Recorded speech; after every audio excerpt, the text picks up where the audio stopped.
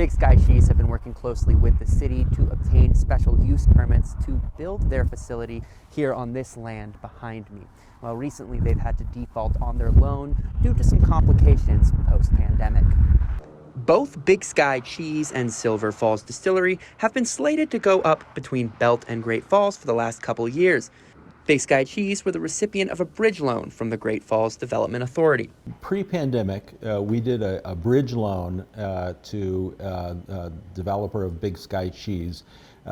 We do bridge loans quite often to try to move projects forward. Despite some small concerns over the facility from the public, the procedure went off without a hitch until the pandemic muddied some finances. Since the pandemic has wound down, they haven't been able to put together the money to keep our loans current.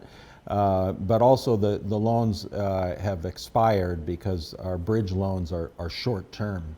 Because of these complications, Big Sky Cheese hasn't paid interest on their loans for the past fiscal year, totaling nearly $2 million in unpaid loans. The GFDA had no choice but to carry out a civil lawsuit against Big Sky Cheese. President Brett Doney maintains that the decision was necessary and both sides have a mutual understanding. The GFDA are still working closely with the developer and lenders. But we're working very closely. It's an amicable thing. The developer knew that we had to do this. Despite this, Donor remains optimistic that these issues will sort themselves out. This project has been stuck longer than we had hoped. But there's still a good possibility that the money will come together to build the cheese plant and build the distillery. If not, the GFDA has enough collateral for the loans to be recovered.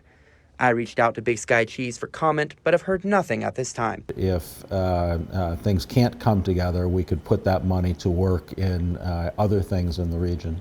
We're still very hopeful that the Big Sky Cheese and Silver Falls Distillery will go ahead, and we're doing everything we can to support that. From Great Falls, Owen Skornick Hayes, MTN News.